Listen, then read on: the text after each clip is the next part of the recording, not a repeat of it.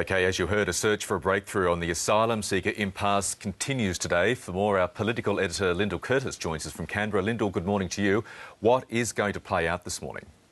Well, the cross-party group of MPs, which, as you said in the news headlines, has grown since it first met a couple of days ago, is going to have a meeting this morning. I spoke to one of them yesterday who said the numbers are growing. He'd had more interest from MPs from both sides of the political spectrum.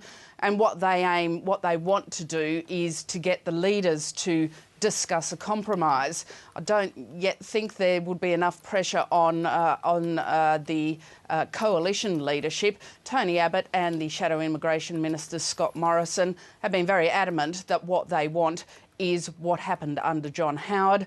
Tony Abbott, when the Prime Minister made her offer face-to-face in the Parliament yesterday to have talks to look at whether more could be done, said that he was happy to do so, happy to accept the government's legislation as long as the government accepted the coalition's amendment. Now, that amendment effectively ruled out what the government really wants, which is the Malaysian, what's been called the Malaysian refugee swap, where some asylum seekers are sent to Malaysia for processing and people who have got refugee status come back to Australia. So there still remains no way, no point at which there will be a compromise. The coalition's also adamant it wants the reintroduction of temporary protection visas. It sees anything that happens as part of a package. All the government says is that it's willing to have an inquiry into temporary protection visas. That's been its position for some time, and there are certainly some in the left of the Labor Party who would draw the line at reintroducing those TPVs.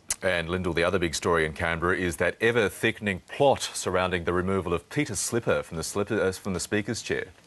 Yes, we saw yesterday both the documents filed by Mr Slipper and by the Commonwealth, and certainly the respondents, Mr Slipper's points of claim filed by the court, show that James Ashby, the man who made the accusations against Mr Slipper in the first place, met with Liberal National Party figures, one of them Mark McArdle, who was a MP, now a minister. There was also contact with the man who's likely to be Mr Slipper's rival in the seat of Fisher, Mal Brough, a former Howard government minister, and that he was sent by Mr Ashby extracts from Mr Slipper's diary.